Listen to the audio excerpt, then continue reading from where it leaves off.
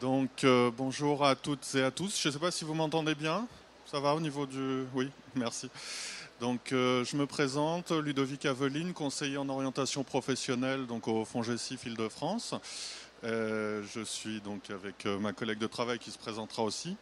Et donc, nous animons cet atelier, cette réunion d'information sur le conseil en évolution professionnelle et les différents dispositifs de financement. On a prévu de vous faire une présentation sur 20-25 minutes, donc du CEP et des dispositifs de financement.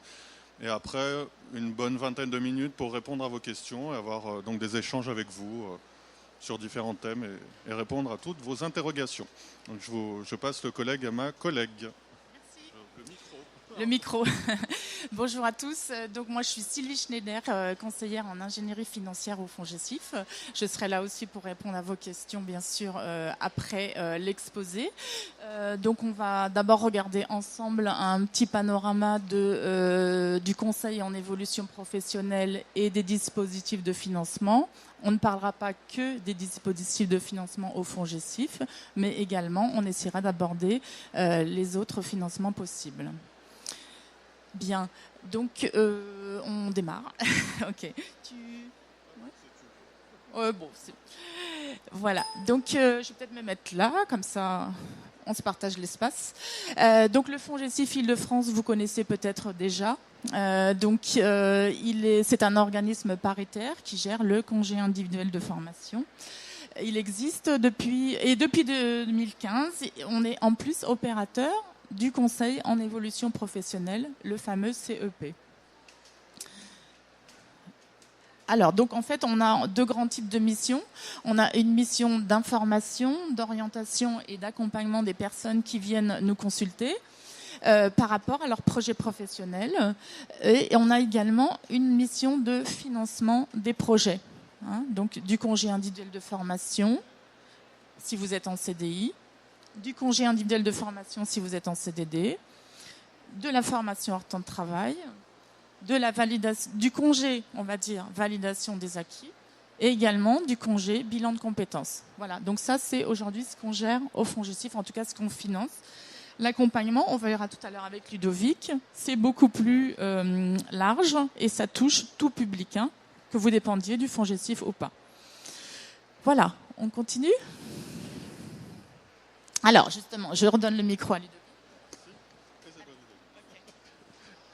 Toute une organisation. Donc, le FONGECIF est un des acteurs du Conseil en évolution professionnelle, donc, qui date du 1er janvier 2015.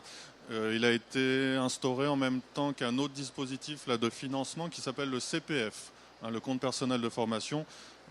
Avant, c'était le DIF, droit individuel à la formation. Donc, vous allez entendre plein de sigles différents. Et c'est le monde de la formation et du financement. Donc, qu'est-ce que le conseil en évolution professionnelle ? Donc, c'est un service d'information, orientation, conseil, accompagnement. Donc, ma collègue Sylvie vous a dit déjà un petit mot, c'est accessible à tous les actifs. Donc, à partir de 16 ans jusqu'à l'âge de la retraite. D'accord ? Toutes les personnes qui sont dans la vie active. Donc, à partir de 16 ans jusqu'à la retraite. Quel que soit leur secteur d'activité. Vous travaillez dans je sais pas, le bâtiment, le transport, le commerce, enfin, tout type de secteur d'activité, tous les salariés, tous les actifs, tous les demandeurs d'emploi, parce que les demandeurs d'emploi sont aussi dans la vie active, ont le droit à ce conseil en évolution professionnelle. Donc il y a eu 5 opérateurs qui ont été instaurés donc, dans la loi. Donc, et chaque opérateur va avoir, entre guillemets, son public préféré, favori, privilégié. Même si vous, en tant que personne, vous pouvez vous adresser à n'importe lequel de ces 5 acteurs. Vous avez le choix, mais en fonction de votre situation, vous avez un acteur privilégié qui sera plus à même de comprendre votre problématique et les dispositifs qui peuvent vous convenir et mieux vous accompagner. Donc pour les demandeurs d'emploi, donc il y a le Pôle emploi. Pour les cadres, l'APEC. Pour les travailleurs donc, reconnus handicapés, le Cap emploi. Pour les jeunes donc, jusqu'à 25 ans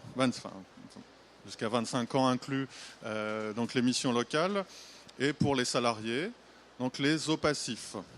Parce que je sais pas, OPACIF, et le FONGECIF fait partie des OPACIF, les opérateurs qui gèrent le CIF, le congé individuel de formation.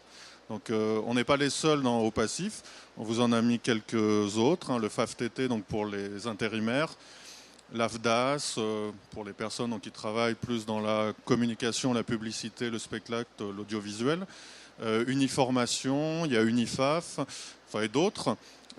Si vous voulez les rencontrer, ils sont aussi présents sur le salon. Donc, vous verrez vers l'entrée, ils sont tous présents. Donc, selon votre secteur d'activité, vous pouvez aller les rencontrer. Donc voilà, les 5 opérateurs du Conseil en évolution professionnelle. Donc, en fonction de votre situation, c'est plus ou moins utile d'aller les rencontrer. Si vous êtes demandeur d'emploi, par exemple, voilà, un conseiller Pôle emploi sera plus à même de vous accompagner et de comprendre vos problématiques que le FONGECIF qui va être plus axé sur les salariés. Après, vous avez le choix, mais voilà, on vous informe qu'il y a des opérateurs privilégiés.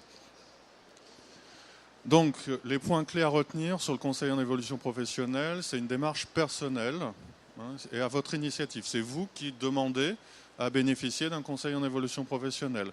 Ce n'est pas, par exemple, votre employeur qui vous impose ou qui vous demande de bénéficier de ce conseil. C'est vous qui en avez besoin et vous qui allez vers un opérateur. C'est confidentiel. L'opérateur que vous rencontrerez ne va pas faire un compte-rendu, ne va pas informer votre employeur de votre démarche. Ça reste confidentiel. Il y aura un investissement personnel. Le conseil en évolution professionnelle, donc ce sont des conseillers qui vont vous accompagner, qui vont vous écouter, vous donner des conseils, vous donner une méthodologie, etc. Mais ils ne vont pas faire le travail à votre place. Il y a quand même aussi, vous, de votre côté, des recherches à faire, des informations à prendre à droite à gauche. Donc vous aurez un travail personnel. Le conseiller ne va pas vous trouver la solution miracle tout seul. Ça va venir aussi de vous. Cet accompagnement n'est pas limité dans le temps.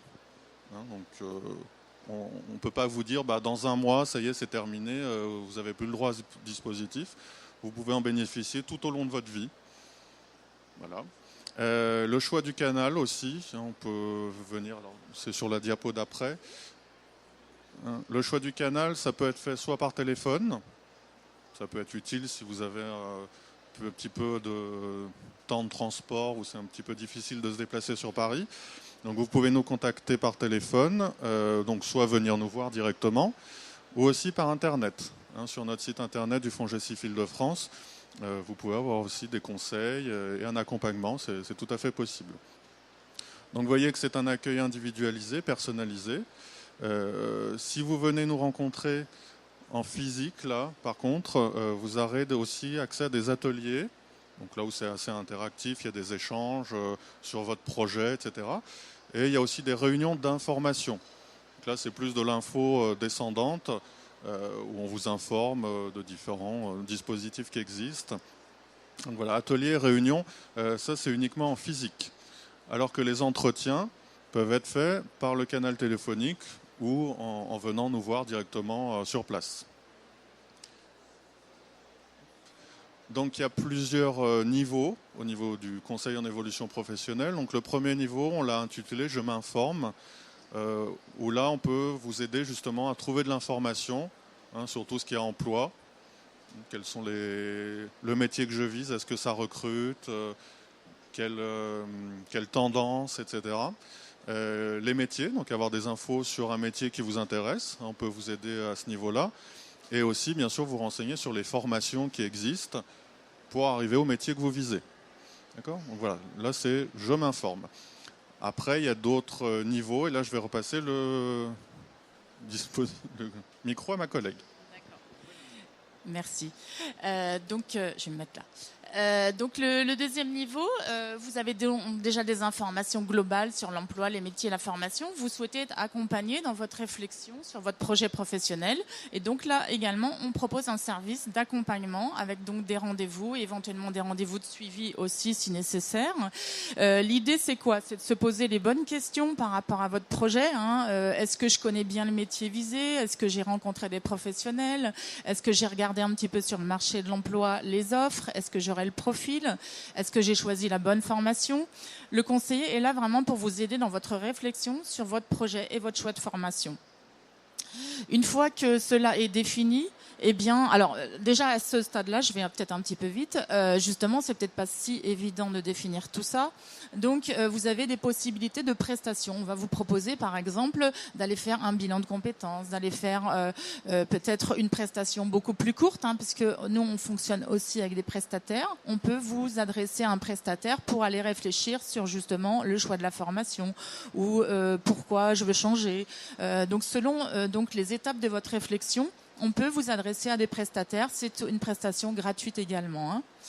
Voilà, donc sinon, une fois, on va dire que vous avez avancé dans votre réflexion, que vous avez donc défini, on va dire, un projet réaliste, réalisable le plus possible, bien sûr, on va parler financement. Là, on a donc encore une autre équipe de conseillers qui est là pour vous accompagner sur donc cette mise en œuvre du financement, qui n'est pas une mince question aujourd'hui, sachant qu'il y a plusieurs opérateurs pour le financement, hein. On va voir ça un petit peu tout à l'heure. C'est un petit peu complexe. Bon, nous, c'est vrai qu'aujourd'hui, on parle du congé formation, hein, tel qu'il existe aujourd'hui, vous le connaissez probablement. On va en parler tout de suite. Et puis, il y a le CPF, il y a aussi donc plusieurs dispositifs de formation et plusieurs dispositifs de financement. On va essayer de les balayer un petit peu rapidement tout à l'heure.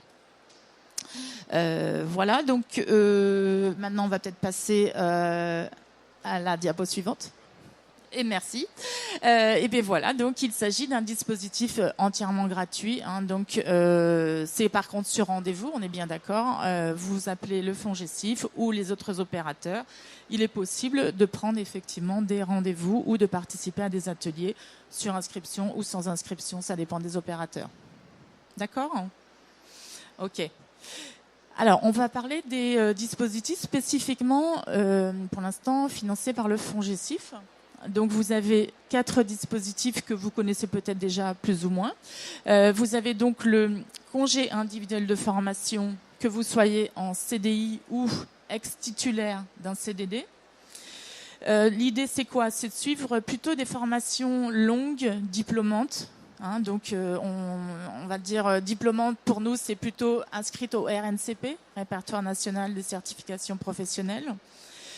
L'idée, c'est quoi? C'est de pouvoir se perfectionner ou se reconvertir, hein. C'est évoluer dans votre domaine, acquérir des nouvelles compétences ou carrément la reconversion. La reconversion, c'est vrai que c'est quand même notre public prioritaire au FONGECIF, sachant que c'est pas votre employeur qui va vous aider en général à vous reconvertir, hein. Voilà, donc vous faites sûrement appel à nous en priorité. La formation hors temps de travail, donc l'objectif, encore une fois, c'est plutôt d'obtenir une certification ou plutôt un diplôme, hein. Et aussi l'idée, c'est de ne pas s'absenter de votre entreprise, c'est-à-dire que vous allez pouvoir éventuellement avoir un projet personnel qui n'implique pas du tout l'entreprise, où vous ne souhaitez pas effectivement déranger vos horaires de travail, enfin trop bousculer votre vie professionnelle, vous ne pouvez pas en tout cas, et donc vous choisissez de faire cette formation, soit sur vos jours de congé, soit le soir, soit le week-end. Et donc, nous, effectivement, on finance ce dispositif. Donc, on est d'accord que là, c'est que les coûts de formation. On va y revenir tout à l'heure. Le bilan de compétences, à quoi ça sert? Eh bien, comme vous le savez, c'est pour faire le point sur votre carrière, préparer votre avenir professionnel. Et la validation des acquis, vous connaissez peut-être moins, hein, donc c'est l'idée de faire reconnaître son expérience. L'idée, c'est que vous ayez au moins 1 an d'activité dans un secteur et que vous essayez donc de la faire reconnaître par un diplôme, ce qui vous permet d'obtenir une certification sans passer par la case formation, ou en tout cas partiellement. Voilà, donc on va peut-être enchaîner sur justement le congé formation pour les personnes qui sont en CDI. Alors aujourd'hui, on va dire que c'est le dispositif qui existe encore et qui aujourd'hui est assez intéressant parce que vous avez donc une prise en charge sur vos salaires, mais également sur le coût de la formation. Ça vous permet de vous absenter de votre entreprise avec l'autorisation d'absence, bien sûr, de votre employeur. C'est quand même soumis à ça, hein, l'autorisation d'absence de votre employeur. Donc vous pouvez donc partir en formation. L'idée, c'est que quand même les prérequis, il faut avoir 2 ans d'expérience professionnel dans le secteur privé, dont 1 an d'ancienneté dans l'entreprise actuelle. Ça, c'est le minimum. Ensuite, comme je vous disais, prise en charge des frais de formation et du salaire. Aujourd'hui, donc, ça reste intéressant, c'est entre 90 et 100% du salaire et du coût de la formation. Ensuite, donc, qu'est-ce qu'on finance? Comme je vous disais, plutôt des formations longues, plutôt diplômantes. Donc, on est sur des durées d'1 an maximum temps plein ou 1200 heures à temps partiel sur 3 ans maximum. Donc, ça fait quand même plutôt des formations longues. Ensuite, l'idée, c'est quoi? C'est effectivement d'avoir une autorisation d'absence de l'employeur. Alors, il peut refuser 1 fois et l'année suivante, il est obligé, par contre, de vous accepter de partir en formation. Ensuite, là, une petite nouveauté quand même avec le CPF, on en parlera tout à l'heure, le compte personnel de formation. Vous savez sans doute que vous avez tous un petit compte d'heures.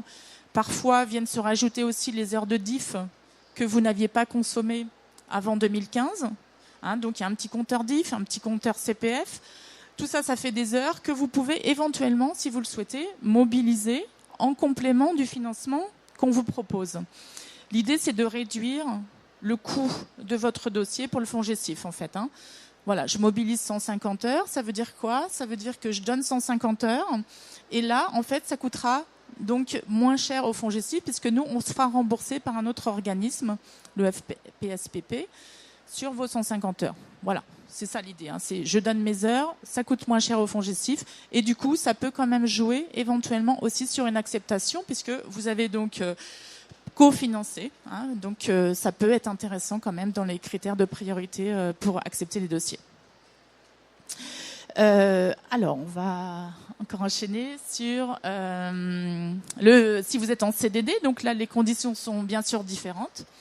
Il faut avoir 24 mois d'activité dans le secteur privé sur les 5 dernières années, dont 4 mois en CDD sur les 12 derniers mois. Alors, pour les moins de 26 ans, les conditions d'accès sont plus faciles. Avoir 12 mois d'activité salariée au cours des 5 dernières années. Donc, vous voyez, on passe du simple au double. Donc, c'est moitié moins. Et avoir 4 mois, par contre, de CDD dans les 12 derniers mois. Ça reste une condition importante. Alors, même chose pour la prise en charge des frais de formation et du salaire. On est sur des prises en charge vraiment intéressantes, entre 90 et 100% de vos salaires et frais de formation. On est sur la même chose aussi pour la durée. Vous voyez, on peut financer des formations longues, plutôt diplômantes, 1 an ou 1200 heures à temps partiel. Alors, sinon, après, en termes de délai, attention quand même que votre formation doit débuter au plus tard 1 an après le terme du CDD.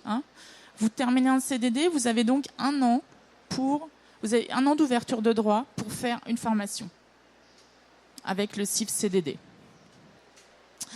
Voilà. Donc, et sinon, après, en termes de dépôt de dossier, c'est vrai que j'en ai pas parlé jusqu'à présent. Attention, il faut s'y prendre bien à l'avance. Si vous êtes en CDI et que vous envisagez donc de faire un congé formation, vous devez vous y prendre 4 mois avant pour obtenir l'autorisation d'absence de votre employeur. Et 3 mois avant, vous devez déposer votre dossier au FONGECIF. Donc, ça veut dire qu'effectivement, il faut vraiment anticiper. Il y a aussi des écoles, des centres de formation qui font des recrutements assez tôt, justement, pour pouvoir prévoir tous ces délais. OK. Donc, même chose pour le CDD, sauf que là, on ne va pas demander à l'employeur, puisque là, on n'a plus d'employeur quand on est ex-titulaire de CDD. Donc là, il n'y a plus d'autorisation d'absence. Donc, on reste juste sur le délai de dépôt de dossier 3 mois avant au FONGECIF. OK. De toute façon, on a un stand qui va vous permettre éventuellement d'avoir des renseignements plus précis tout à l'heure. Ludovic, je te repasse la parole pour les autres dispositifs. Ah non, hors temps de travail. Non, pardon, hors temps de travail, c'était toujours pour toi. Excusez-moi, il y en avait encore un pour moi. Alors, le hors temps de travail, Alors, donc là, on s'absente de son entreprise et on envisage donc de faire des cours du soir, comme je vous ai dit, le week-end, ou éventuellement aussi, ce qui se fait beaucoup maintenant, des cours par Internet, la formation à distance. Alors, avec plus ou moins de présentiel, avec peut-être des fois un petit peu de présentiel, mais l'idée, c'est quand même de faire des cours à distance. Alors, les conditions, être en CDI, hein, c'est ouvert aux salariés qui sont en CDI, qui justifient d'1 an d'ancienneté dans l'entreprise. Il y a également il y a uniquement, plus exactement, une prise en charge des frais de formation. On est bien d'accord, là, on ne parle pas de salaire, on parle que des frais de formation. La formation, eh bien, là aussi, c'est un petit peu différent. Minimum 120 heures, parce que ça peut être une formation courte, effectivement, jusqu'à 1 an temps plein. Bon, effectivement, mais là, ça devient difficile hein, de concilier la vie professionnelle et des cours pendant 1 an, vous imaginez, à temps plein, hein, à moins qu'on dépose des congés, hein, et même un congé sabbatique. Sinon, donc, aucune autorisation d'absence n'est à demander, bien sûr, à votre employeur, et ça s'effectue en toute confidentialité. Voilà, pour le hors temps de travail. Et cette fois-ci, je repasse le micro. Donc je prends le relais sur ce qu'on finance aussi au FONGECIF, le congé bilan de compétences. Donc ça vous sert, donc, hein, si vous avez une envie d'un nouveau projet, mais vous ne savez pas trop quel projet, vous hésitez, vous avez envie de changer de métier, mais vous ne savez pas trop vers quoi vous diriger, vous n'arrivez pas à définir par vous-même votre projet, vous sentez que vous tournez un petit peu en rond, vous posez plein de questions et vous ne trouvez pas les réponses par vous-même pour un nouveau projet professionnel. Donc là, le bilan de compétences peut vous être utile. Donc vous êtes accompagné par des consultants en bilan et au FONGECIF, donc on finance ce bilan de compétences, cet accompagnement par des consultants en bilan de compétences. Donc il y a des conditions pour demander le financement au FONGECIF. Donc si vous êtes en CDI, il faut avoir au minimum 5 ans d'expérience professionnelle et 1 an d'ancienneté dans votre entreprise. Pour les CDD, ex-CDD, c'est les mêmes conditions que pour les formations. Au moins 24 mois d'activité dans le privé sur les 5 dernières années et 4 mois de CDD sur les 12 derniers mois. Donc c'est une prestation que vous suivez dans des centres de bilan. Le FONGECIF a habilité plusieurs centres de bilan. Il y en a quand même beaucoup hein, sur la région parisienne. La liste des centres qu'on a habilités est sur notre site internet. Hein, vous trouverez, je crois qu'il y en a près de 200, il me semble, sur la région parisienne. Donc ça vous laisse le choix du centre. En termes aussi de proximité géographique par rapport à votre domicile, vous trouverez forcément un centre de bilan si vous souhaitez en faire un. Donc c'est un accompagnement hein, que vous avez avec le consultant d'une durée maximum de 24 heures, cet accompagnement. Donc généralement, ce sont des rendez-vous de 2 heures en général et à peu près entre 8 à 10 rendez-vous de 2 heures. Donc on arrive à une vingtaine d'heures d'accompagnement. Donc ces rendez-vous sont étalés, répartis sur 3 semaines minimum et jusqu'à 4 mois. La durée légale d'accompagnement pour un bilan, c'est 4 mois maximum. Donc, en moyenne, hein, pour faire un bilan, il faut compter entre 2 à 3 mois. C'est la moyenne. On ne peut pas définir un nouveau projet professionnel en 15 jours. Hein, c'est pas trop possible parce que ça demande quand même beaucoup de travail personnel. Hein, le consultant, il n'est pas là pour trouver la solution à votre place. Vous n'allez pas lui raconter votre vie en 2 heures et à la fin des 2 heures, il va vous dire ah, ça y est, j'ai trouvé le métier qu'il vous faut. Non, ça ne marche pas comme ça. Il y a plein de travail personnel à faire, des tests, etc. Et le consultant, il est là pour vous aider à co-construire, on va dire, votre projet et arriver à trouver la solution, un projet qui vous convient. Donc ce bilan, cet accompagnement, peut se faire en dehors du temps de travail ou sur votre temps de travail. L'avantage, entre guillemets, du hors temps de travail, donc en général le soir ou le week-end, c'est que ça reste confidentiel vis-à-vis de votre employeur. Hein, vous n'êtes pas obligé de dire à votre employeur que vous voulez faire un bilan, parce que quand on dit à son employeur qu'on veut faire un bilan, ça peut quand même... votre employeur peut se poser des questions sur votre investissement dans votre travail et dans votre entreprise. Donc pour éviter tout ce questionnement de l'employeur, vous pouvez le faire en dehors du temps de travail. Hein, le FONGECIF finance et ne préviendra pas votre employeur. Autrement, s'il n'y a aucun souci, vous pouvez le faire sur votre temps de travail. Donc là, bien sûr, vous en informez votre employeur que vous faites un bilan et il doit être d'accord. Il doit vous autoriser à vous absenter donc pour rencontrer le consultant sur cette fameuse durée de 24 heures. Donc voilà ce qu'on finance. Le bilan et Donc on finance aussi un autre dispositif qui s'appelle le congé validation des acquis de l'expérience. Donc les conditions pour les personnes en CDI, aucune condition d'ancienneté. Donc vous venez de signer un CDI la semaine dernière, ça y est, vous pouvez demander un financement au fonds GESIF. Pour les CDD, c'est pareil, aucune condition. Vous avez une journée de CDD, ça nous suffit. Vous pouvez demander le financement. Il faut avoir au minimum 1 an d'expérience professionnelle dans le domaine où vous visez un diplôme. Et le fonds GESIF va financer l'accompagnement parce que en fait, vous allez décrire votre expérience professionnelle dans un dossier quand même assez conséquent. Vous allez expliciter votre expérience professionnelle. Donc c'est quand même assez... enfin, il y a beaucoup d'investissements, c'est assez lourd, il faut savoir faire. Et donc il y a des professionnels, des accompagnateurs VAE, qui sont donc formés pour ça, qui peuvent vous aider à monter ce dossier, justement, où vous décrivez toute votre expérience professionnelle. Et ils vous préparent aussi à une présentation de ce dossier devant le jury. Parce qu'au final, le dossier, vous le présentez devant un jury, donc ce qu'on finance aussi. Et le jury donc, étudie votre dossier, regarde votre expérience professionnelle en fonction du diplôme que vous visez et vous accorde ou pas ce diplôme. D'accord ? Donc vous pouvez obtenir... C'est un diplôme reconnu au niveau national. C'est pas un sous-diplôme, parce que des fois on se dit oui, la VAE, c'est mieux d'avoir le diplôme par la formation. Non, la VAE, vous obtenez le même diplôme. D'accord ? Il n'est pas dévalué par rapport à la formation. Diplôme reconnu, inscrit au RNCP, Répertoire national des certifications professionnelles. Donc c'est vrai diplôme, et sur votre CV, vous n'êtes même pas obligé de mettre que vous l'avez eu en VAE. C'est même pas indiqué. Donc voilà, c'est intéressant de faire la VAE. Donc je sais pas, c'est un projet d'évolution dans votre carrière, ou un projet aussi de reconversion, aussi une reconnaissance personnelle, parce que vous avez envie, vous, qu'on reconnaisse votre expérience. Aussi, ça peut être un moyen d'accéder à une formation supérieure aussi. Je sais pas, vous visez une formation où le niveau d'entrée, c'est la licence. Vous avez un niveau bac. Donc, a priori, vous ne pouvez pas accéder à cette formation que vous visez. Mais peut-être par votre expérience professionnelle, vous pouvez valider, vous, une licence et donc intégrer la formation qui vous intéresse. Donc, ça peut être une étape dans un parcours. Donc voilà, ça, on finance cet accompagnement et la présentation devant le jury. Et donc, il y a d'autres financements que ma collègue va vous détailler. Je lui repasse le micro. Alors détailler, c'est beaucoup dire parce que voilà, je vais les présenter assez rapidement. On va essayer de se donner du temps plutôt pour les questions après.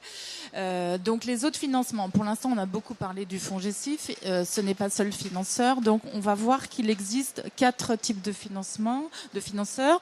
Les branches professionnelles, donc par l'intermédiaire des OPCA. Si vous savez ce que c'est, donc ce sont des organismes paritaires comme nous, mais simplement ils sont spécialisés par branche professionnelle.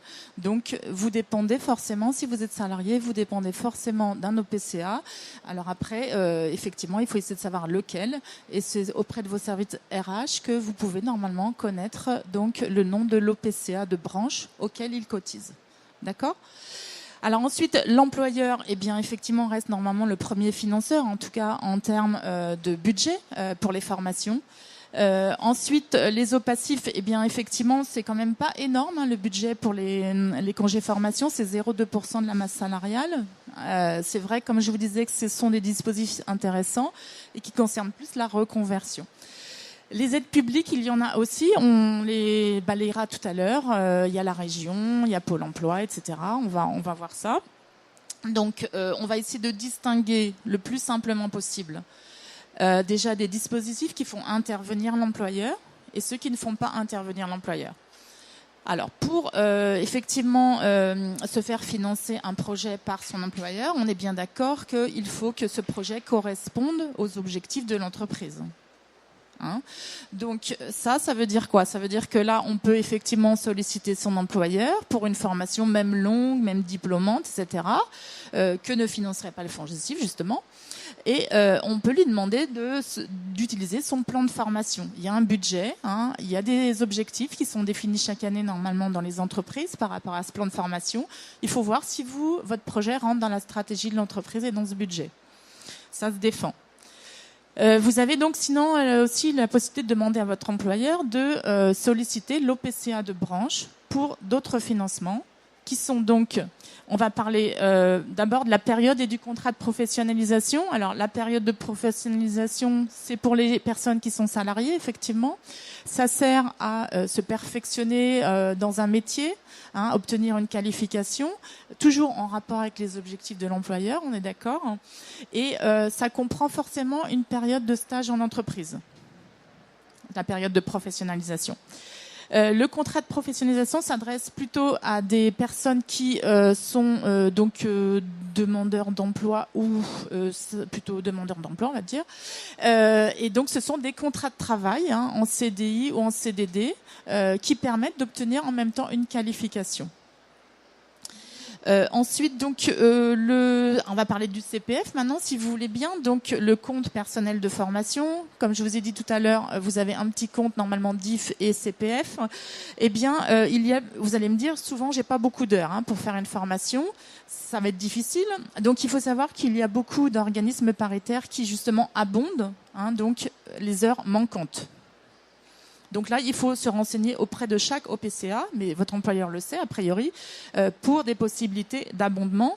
Il faut également, pour ce CPF, c'est une condition sine qua non, que cette formation soit éligible au CPF. Ça aussi, c'est un vaste débat. Comment on trouve la formation éligible Il y a un site qui s'appelle Mon Compte Formation, que vous connaissez peut-être déjà, qui permet de faire des recherches par mots-clés et de voir effectivement si la formation que vous avez choisie est éligible dans votre branche professionnelle ou au niveau régional, région Île-de-France, ou au niveau national. Et là, c'est la liste du COPANEF. En tout cas, les recherches sont possibles. Soit, effectivement, vous y arrivez avec votre employeur, parce que là, en l'occurrence, ce serait plutôt à l'employeur de chercher. Et on verra tout à l'heure, quand c'est hors temps de travail, que vous sollicitez plutôt les conseillers d'une des structures accompagnantes. Voilà, donc sinon, juste pour dire que sur le plan de formation, finalement, qu'est-ce qu'on finance? Plutôt des formations courtes, plutôt des bilans de compétences, des validations d'acquis sur le temps de travail. Pour ces financements-là, on peut imaginer donc le CPF en complément pour des formations qui sont éligibles, attention, sur les listes. On peut aussi imaginer de financer un congé VAE, un congé bilan, mais cette fois-ci sur le temps de travail. Là, on est vraiment avec l'employeur sur le temps de travail. Donc, vous avez une rémunération salaire. D'accord ? Alors, on va passer alors là, cette fois-ci, aux dispositifs qui ne font pas intervenir l'employeur. Donc là, c'est vous qui décidez de faire effectivement une formation ou un bilan ou une VAE. Et là, vous avez justement la possibilité de mobiliser votre CPF. Donc, effectivement, vous vous adressez à un des opérateurs qu'a présenté tout à l'heure Ludovic, que ce soit donc... enfin, non, ceux-là ne sont pas effectivement... Alors, vous avez la PEC, vous avez les missions locales pour les jeunes, vous avez la GFIP, vous avez le FONGICIF, et j'en oublie un... et Pôle emploi, voilà, excusez-moi. Voilà, tous ces accompagnateurs peuvent vous aider effectivement à définir cette formation que vous voulez faire, à faire le choix donc d'une formation éligible, on est bien d'accord, sur les listes, et donc ensuite vous renseigner sur le financement qui va donc différer selon les OPCA. Chaque OPCA a un taux horaire ou un plafond de financement. Il faut mieux le connaître parce que parfois, on peut avoir des surprises et du coup avoir un reste à charge important. Donc on se dit, est-ce que j'utilise ou pas mon CPF ou est-ce que finalement je vais l'utiliser avec un autre dispositif en complément pour arriver à joindre les deux bouts. Alors sinon, effectivement, l'OPACIF donc ne fait pas, enfin nous, FONGECIF et autres OPACIF, nous ne faisons pas intervenir l'employeur, sauf pour l'autorisation d'absence, on est bien d'accord. Mais c'est bien ces fonds-là qui vont vous donner la rémunération et le coût de la formation. Ce n'est pas votre employeur. D'accord ? On va terminer, si vous voulez, par donc les autres dispositifs de financement qui existent. Donc là, on a déjà donc le Pôle emploi. Effectivement, pour les demandeurs d'emploi, il y a des possibilités de financement. Sinon, il y a la région, le département, les communautés de communes, les mairies. Tout ça, effectivement, vous pouvez avoir des renseignements en vous adressant à ces structures-là. Ils ont des listes de formations qu'ils financent ou des aides. Il y a également aujourd'hui les mutuelles, les caisses de retraite qui peuvent adhérer à votre projet, qui ont des budgets et également des conseillers effectivement par rapport au projet. Vous avez l'AGFIP pour les personnes reconnues travailleurs handicapés et vous avez sinon bien sûr des financements personnels sous forme de prêts à taux intéressant, des prêts étudiants où vous pouvez utiliser votre compte épargne-temps si vous en avez un. Voilà. Donc on va passer à la dernière slide. Donc l'idée c'est quoi? C'est de mobiliser effectivement plusieurs financeurs. En général, il faut peut-être aller voir donc s'il y a plusieurs financements possibles. Bon, si on reste sur le congé formation pour l'instant, ok, on a la chance d'être financé sur celui-ci. Je dirais que là c'est bon en termes de rémunération et de coût pédagogique, on s'inquiète pas trop. Par contre, on peut donc, comme je vous disais, quand même mettre un petit coup de pouce en demandant à mobiliser vos heures de CPF en cofinancement de ce congé formation. D'accord ? Ensuite, vous pouvez vous dire, bah, écoutez, voilà, là, ça ne marche pas. Donc, qu'est-ce que je vais faire? Je vais essayer chez l'employeur de demander un financement sur le plan de formation. Comme je vous ai dit tout à l'heure, l'employeur peut mobiliser son plan de formation ou faire appel à l'OPCA pour mobiliser d'autres dispositifs, la période de pro ou le CPF. Donc vous voyez que votre employeur a plusieurs aussi petites possibilités pour financer votre projet. Donc ensuite, effectivement, on peut se dire, moi finalement, j'ai pas besoin de faire une formation longue, diplômante et tout. Je vais plutôt choisir quelque chose de court. J'ai besoin, je sais pas, de me spécialiser en informatique ou j'ai besoin de faire de l'anglais, par exemple. Eh bien, je vais essayer de mobiliser mes heures de CPF. Donc, je vais choisir une formation éligible. Et là, je vais donc m'adresser à un opérateur, puisque là, on est vraiment hors temps de travail. Je vais m'adresser à un des opérateurs CEP, dont on a parlé tout à l'heure, pour m'aider à monter ce dossier et m'expliquer aussi les financements qui vont me revenir par rapport à cette formation. Voilà, donc j'ai fait un panorama assez rapide. Donc maintenant, je pense qu'avec Ludovic, on va pouvoir répondre à des questions. Nos coordonnées, voilà quand même. On finit avec nos coordonnées. Donc on a un site internet, par téléphone effectivement. Là, vous avez notre numéro. On est sur un des stands aujourd'hui, donc à votre disposition. Et puis sinon, en ce moment, on est en travaux, donc c'est un petit peu compliqué si vous venez nous voir, parce que l'espace est un petit peu réduit et un petit peu compliqué. Donc on parle pas d'horaire, on vous renvoie sur le site, parce qu'en ce moment, c'est un petit peu en train de changer les horaires. Mais on est quand même normalement ouvert du lundi au vendredi, je vous rassure. Et il faudrait, si c'est possible, privilégier le canal téléphonique ou Internet actuellement, compte tenu des travaux. Mais enfin, sinon, on est toujours là pour vous recevoir quand même. Merci pour votre attention. Donc, moi, ce que je vous propose, on va regarder le temps qu'il nous reste. Voilà, on était un peu bavard. Une dizaine de minutes, une quinzaine de minutes pour répondre à vos questions. Si vous en avez, on vous passe le micro. Ou si monsieur a une voix assez forte, comme vous voulez.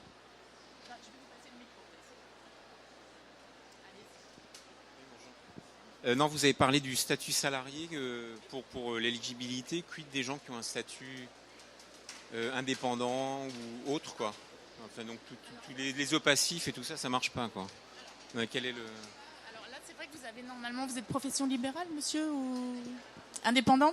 Oui, parce que normalement, vous avez un OPCA de la profession libérale, vous connaissez sûrement, non? Voilà, parce qu'il faudrait s'adresser à eux pour connaître les financements. Honnêtement, c'est vrai qu'aujourd'hui, on ne peut pas répondre à vos demandes.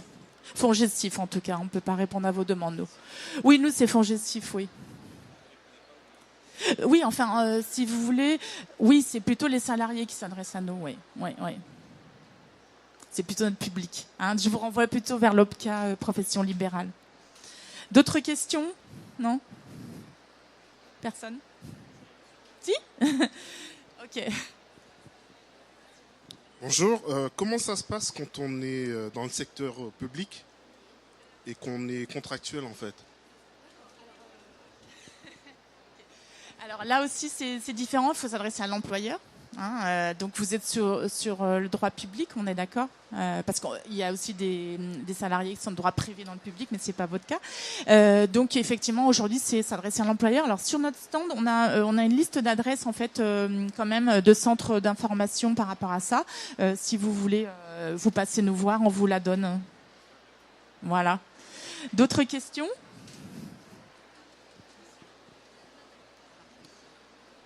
Oui, je voulais savoir en fait par rapport à la rémunération durant un CIF, qu'est-ce qui fait la différence entre 90 et 100% en fait?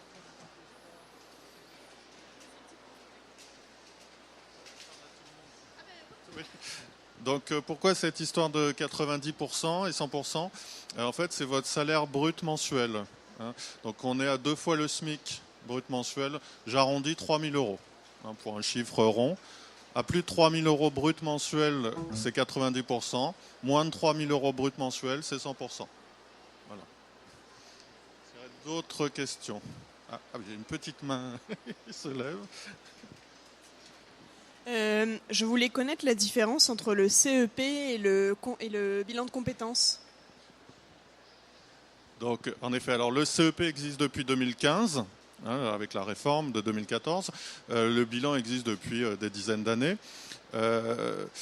La différence, il n'y en a pas tellement finalement, parce que dans les deux, ça vous aide, c'est un accompagnement, une aide à définir un projet professionnel. Les différences, c'est que le CEP, c'est gratuit. Par contre, vous ne pourrez pas choisir votre conseiller, parce que les opérateurs, en fait, ils vous désignent un conseiller d'office. Voilà. La différence avec le bilan, c'est que vous avez le choix de votre consultant. Vous pouvez comparer, aller dans différents cabinets, puis choisir le consultant avec lequel vous avez envie de travailler. Donc vous pouvez choisir. Par contre, le bilan, c'est payant. Voilà les différences. On a tendance à dire que le CEP, c'est un petit peu un bilan light. Voilà. Parce que aussi, si, c'est quand même assez approfondi, parce que vous avez quand même beaucoup de conseils, d'accompagnement. Oui. Donc effectivement, si vous avez besoin de 24 heures ou plus pour réfléchir sur votre bilan, on peut vous proposer des prestations avec des partenaires extérieurs. Oui. Donc voilà, le bilan c'est payant, ça dure 24 heures et vous pouvez choisir votre consultant. Alors que le CEP, c'est gratuit, il n'y a pas de limite dans le temps, mais vous ne pourrez pas choisir votre conseiller. Voilà. Est-ce qu'il y a d'autres questions? Je voulais juste revenir sur les conditions d'accès au CEP. Donc vous avez bien dit que c'est tout salarié, que notre organisme soit ou non dépendant du FONGECIF. Et y a-t-on droit quand on est en congé sabbatique? On est encore salarié? Oui, donc si vous êtes en congé sabbatique, vous avez le droit au CEP. Aussi, à partir de l'âge de 16 ans jusqu'à la retraite. Tous les actifs, d'accord? Simplement, on dit qu'il y a des opérateurs privilégiés. Voilà, si vous êtes... voilà.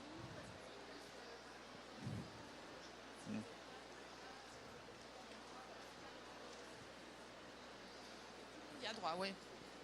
Voilà, il faudrait 2 micros, là. 2 micros. D'autres questions? On a répondu à votre question, madame, c'est bon? Madame.